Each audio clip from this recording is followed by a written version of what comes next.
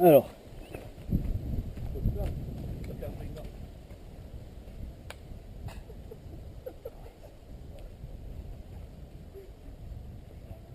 Ouais, alors attends. Va derrière la bâtisse. Qu'est-ce que c'est? Ça, je garderai pour un DVD, ça, cette séquence.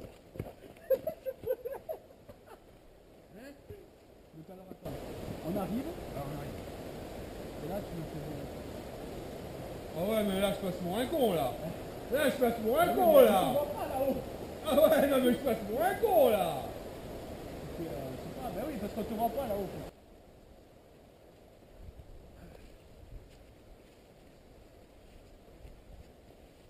Ah ben voilà, ça y est, on est arrivé là aussi de Pastoral de Yasser.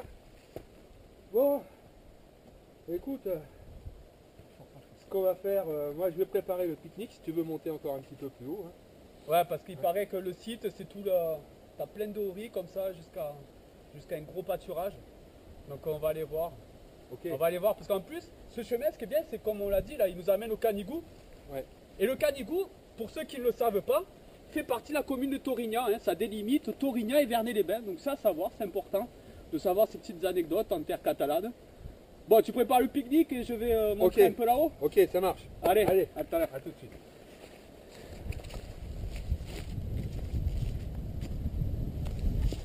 Ah, j'ai cru que tu allais faire le con devant la caméra.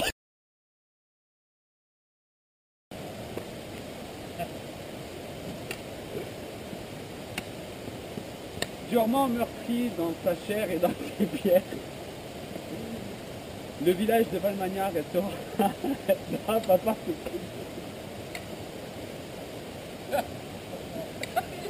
je suis parti. Mais oui, mais...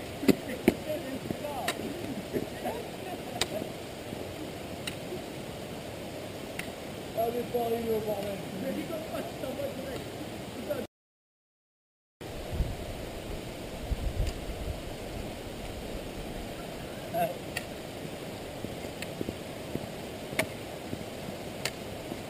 Durement meurtri dans sa chair et dans ses pierres, le village de Valmagnard restera un exemple admirable et douloureux dans l'inébranlable fidélité à une patrie.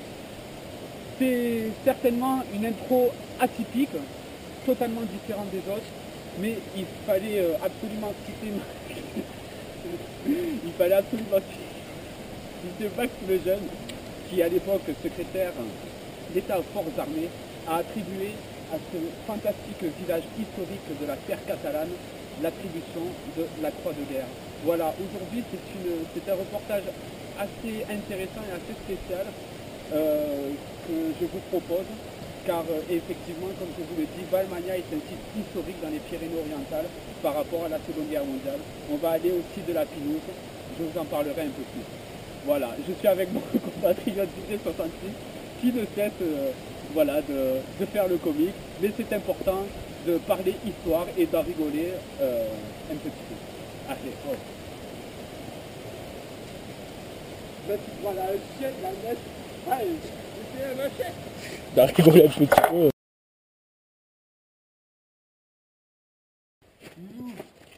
Et ben voilà, ça y est, première étape franchie, nous sommes dans le village de Yo, avec ces magnifiques bains d'eau chaude à faire, parce que vous passerez une super journée, surtout dans un cadre comme ça.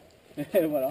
Donc tout à l'heure, oui, Yo, il y a deux autres sommets plus hauts que le Canigou, qui font partie de cette commune, le petit Puigmal du Sègre et le Puigmal du Sègre. Donc voilà, et tout à l'heure j'avais oublié pour le Hain, non, t'as le petit et t'as le grand, Ah oui, il y a les petits, un peu comme les Périques, tu sais. Ouais, ouais. Et tout à l'heure, j'ai oublié de vous citer le site Nouria, le pic de Nouria et le pic de Finestrate, qui font partie de la commune de Haine. Voilà, c'est marrant, hein, je suis avec deux comiques aujourd'hui, je vais passer une bonne journée. Petit poids d'humour, petit poids d'humour. On baisse ce soir. Mais non. Non, elle dit pas on baise, on dit c'est là. La voiture, la voiture, la voiture, la voiture. La voiture. Mais il passe en travers.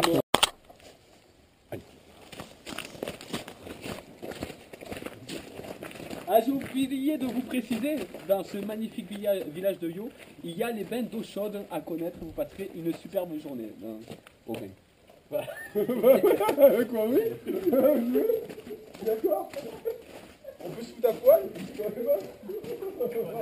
Tu me fais chier. Tu me fais chier.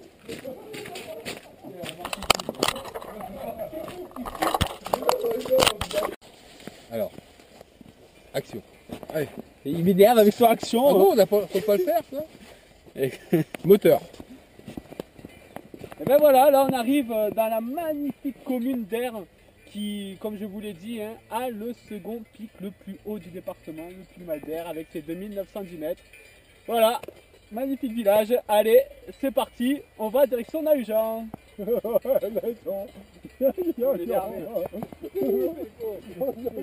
va faire du reportage tranquille. Allez, on recommence. On se la repousse. On se la repousse. Non, c'est bon. Salut. Alors, ce qui est magnifique en Cerdagne, c'est que vraiment, c'est que là, il n'y a pas un poil de vent par rapport à la plaine. Hein?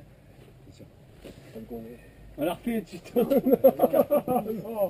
Oh, c'est chiant. Il va faire nuit au Céja. Ouais, il va faire nuit. On va t'approches tirer pas. pas. Non, mais ouais. C'est pas dans le pas. Qu'est-ce que tu disais? Alors, je dis ce qui est magnifique en Cerdagne, c'est qu'il n'y a pas un poil de vent Ouais, par rapport à la plaine. C'est pas Il possible. fait super beau. Ouais, franchement, ça fait du bien. Je suis sûr, en pleine, ils ont du vent. Là. Allez, on va au Céja? On est bien. Allez, on s'y jette. Ok, c'est mon parti. loulou, on y va. Allez.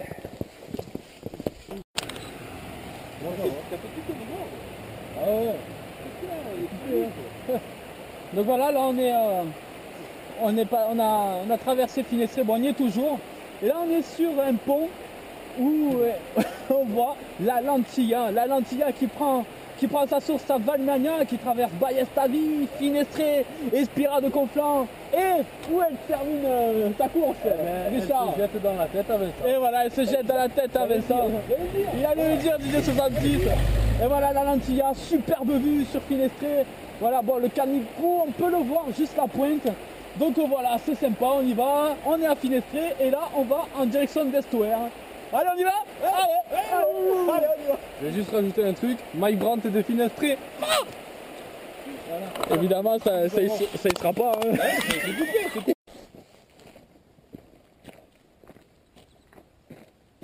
Ah, quoi que non, on fait comme.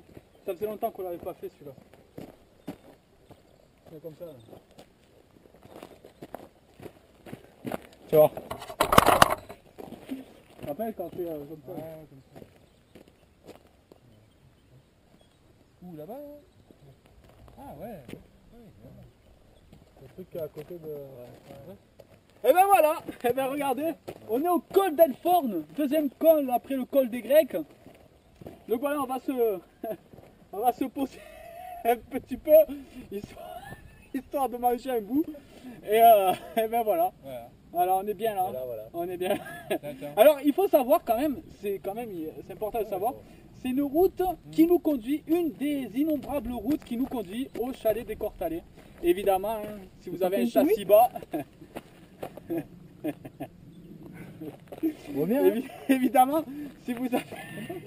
C'est quoi cette boîte là? C'est bon. C'est une boîte? Si vous avez un châssis bas, eh ben vous pouvez y aller. Putain merde. Bon non. C'est bon. On coupe. On va couper là.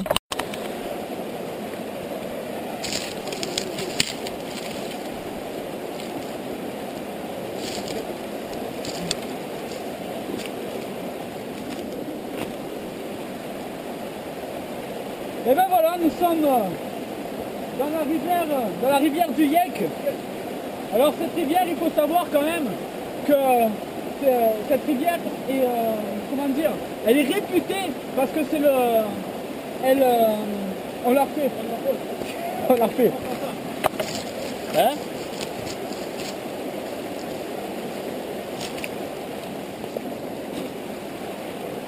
Alors voilà, alors regardez, nous allons traverser la rivière du Yek. Alors le Yek, elle est réputée pour ses sports, son canyoning. c'est quand même le deuxième spot le plus important de France quand même, hein, c'est ce YEK. Donc voilà, l'été, si vous voulez, il y a de très très belles choses à faire sur cette rivière, avec les gorges, enfin bon bref, vous allez sur le site d'Estoer ou alors vous avez aussi des sites sur les gorges du YEK et vous verrez à quel point ils sont réputés, mais voilà. Voilà, donc on va traverser tout ça pour en direction du col de la Galine. Allez, ah oui, avant de partir, le YEK, donc la rivière, hein, c'est aussi un des hameaux d'Estoer avec le YEK et Sénère. Voilà, c'était pour la petite anecdote. Allez. Ah putain, c'est froid.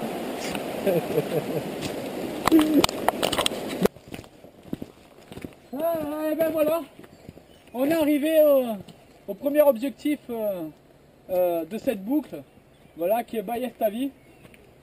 Alors regardez, pour la petite anecdote, l'église Saint-André, ben regardez le clocher, c'est l'ancien donjon du château médiéval.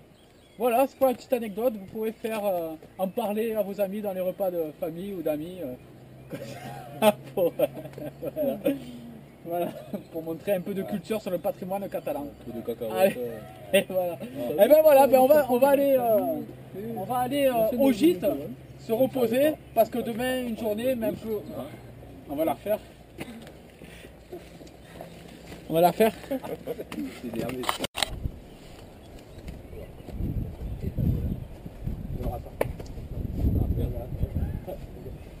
C'est bon, mets-toi un peu là. C'est pas mal, hein. C'est ça.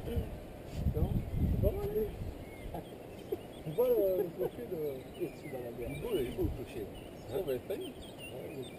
Ouais, j'ai bien vu. Et ben voilà. Allez. Donc voilà, on démarre de Ballestavi là pour le second jour de cette boucle du Bas-Conflans. Hein, vous vous rappelez, hein, l'ancien château médiéval, hein, ce donjon, hein, ce clocher qui représente, on va la refaire. Brouillé. Putain, on était prêts, nous. Ah ouais, on était bien prêts, nous. On était au top, nous. Hein. Je me suis embrouillé dans les phrases. Allez.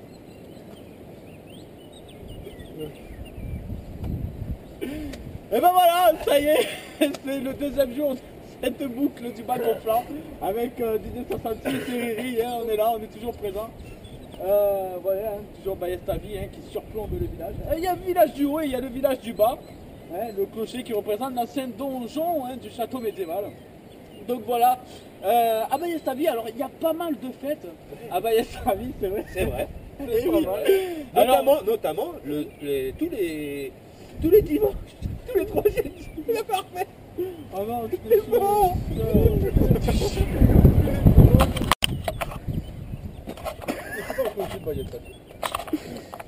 Non attends, je vais m'embrouiller donc.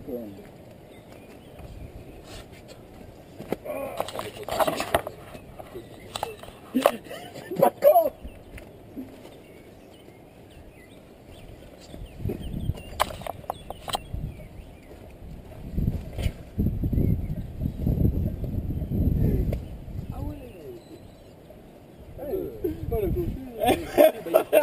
Ça y est, nous voilà à Ballestavi. Eh oui, pour le deuxième jour de cette boucle du Bas-Conflans. Hein. Vous voyez ce village qui surplombe. Voilà, qui a un surplomb. Voilà. Bonjour, on ne fera pas cette vidéo pour des raisons techniques, on n'a plus de batterie. Voilà, désolé. Non, c'est bon, là c'est sérieux.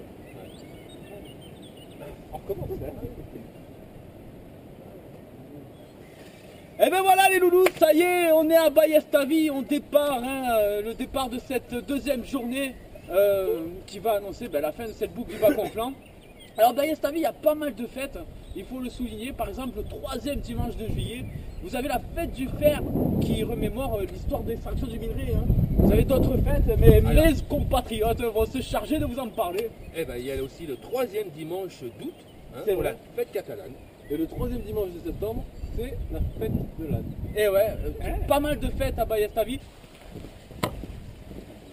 Hey donc voilà, nous sommes arrivés à Vogue. C'est moi qui parle d'abord. Putain, j'avais mon monnaie là. Hey et tout. Hey, j'ai dit Coupe le bordel. putain. Oh, mais... On arrive par là. Bon, là-bas. On est là. Allez, sorti. Attends, non, attends, parce qu'il faut passer une seconde pour le découpage, tu sais. Là, il faut Alors voilà, on arrive à Rigarda. Donc voilà, regardez, Rigarda, Richard, t'as pas quelques anecdotes sur... Ben ouais. Alors regarde. Regarde un peu. Voilà, j'ai passé 2 jours avec ces blagueurs, donc c'est pas mal. Donc voilà l'église. Alors, nous sommes devant l'église de Sainte-Elamide de je sais plus trop quoi. Une église romane.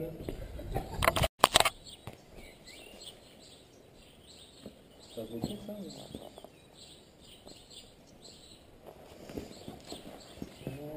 Voilà. Et ben voilà, ça y est, on arrive à Rigarda, devant cette belle église, dont l'église, une fameuse église, l'écluse rotative. tu me fais chier. Tu me fais chier. Voilà.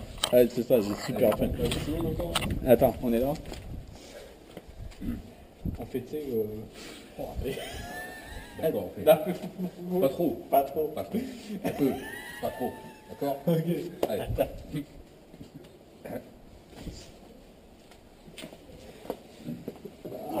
Non, c'est pas merde.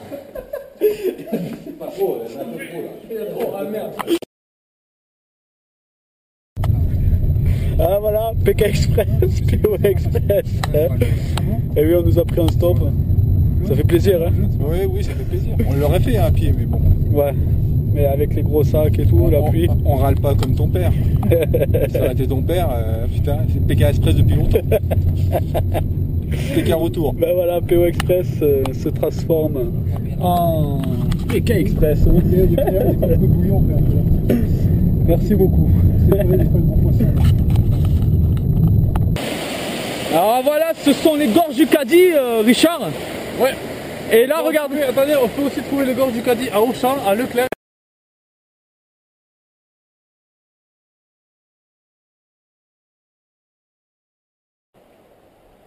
Et ben voilà, on arrive dans la forêt de la Matte. Voilà, on va faire plusieurs plans hein, dans cette forêt. Il faut savoir qu'elle a été construite au XIVe siècle. Hein, c'est, Ouais, ça a commencé. Louis XIV, pas XIV.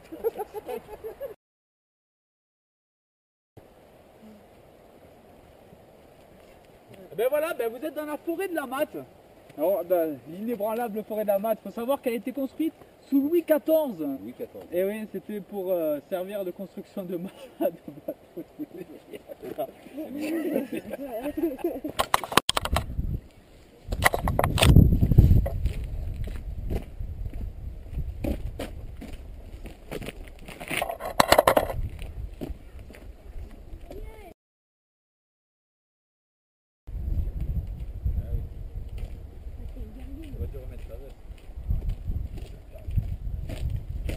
Alors regardez avant de... On est sur le barrage de Mattemal, mais regardez derrière, vous avez les angles. C'est pas beau? Oh, magnifique. Hein, ce barrage de Mattemal qui est quasiment long d'1 kilomètre, Didier. Ben ouais, et puis donc il a été construit dans les années 60. Ouais. Il sert à... On commence. Et ben voilà, regardez derrière quand même les angles, hein, on y était hier. Ouais. Et là, vous êtes sur le barrage de Mattemal, long de presque 1 km, Didier. Et puis il a été construit dans les années 60. Hein, C'est ça, ouais, c'est c'est ça. ça, c'est Ouais, ça. ouais. Ouais, ouais. Bon, il assure une retenue d'eau de 20 millions de mètres cubes d'eau, je crois. C'est ça, c'est Ouais, exact, c'est ça. c'est exact. Et il sert à réguler donc les cours d'eau et à produire donc de l'électricité. Eh ouais, c'est ça. Il faut savoir que l'eau qui arrive dans ce lac hein, de Mattemal, hein, ça provient de l'Aude, hein, de la rivière de l'Aude, qui ouais. prend sa source au roc d'Aude. Pas dans l'Aude, mais dans les PO, hein, aux angles, hein, voilà. Tout à fait. On en sait un peu plus sur un peu ces cours d'eau, sur ce lac, sur ce barrage. Et puis voilà, ben on va y aller, on va continuer à traverser ce barrage. Allez, Allez, c'est parti. allez. Courage!